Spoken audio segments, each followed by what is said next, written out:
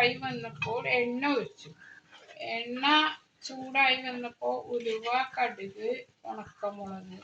കടുക് പൊട്ടിയതിന് ശേഷം ഉണക്കമുളക് ഇട്ടു.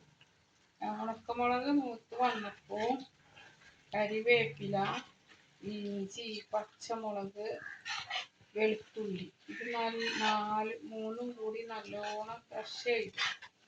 അതും കൂടി ചേർത്ത് ഈ നല്ലോണം മൊരിഞ്ഞ് വേപ്പില ഇങ്ങനെ പൊട്ടിച്ചാൽ പൊട്ടണ പാകമാകുമ്പോൾ ഇഞ്ചി പച്ചമുളകൊക്കെ നല്ലോണം ചുവന്ന് മൊരിഞ്ഞ് വരുന്നുണ്ട്.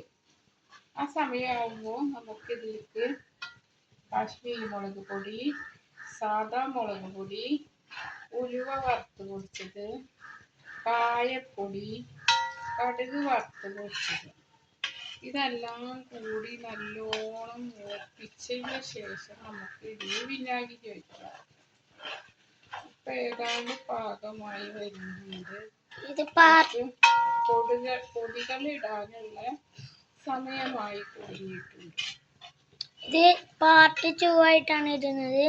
ഇതാണ് അതിലേക്കുള്ള പൊടികൾ: കാശ്മീരി മുളക് പൊടി, സാദാ മുളക് പൊടി, മഞ്ഞൾപ്പൊടി, കടുക് വറുത്ത് പൊടിച്ചത്, ഉലുവ വറുത്ത് പൊടിച്ചത്, കായം. ഇപ്പൊ ഇത് നന്നായി പാകമായിട്ടുണ്ട്. ഇപ്പൊ നമ്മൾ ഇതിലേക്ക് ഈ പൊടികൾ ചേർക്കാൻ പോവാണ്.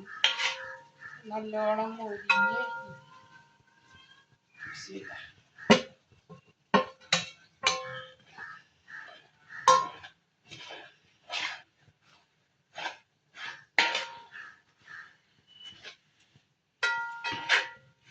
പൊടിയൊക്കെ ഈ എണ്ണയിൽ കിടന്ന് നല്ലോണം മൊരിഞ്ഞതിന് ശേഷം നമുക്ക് വിനാഗിരി ഒഴിക്കാം.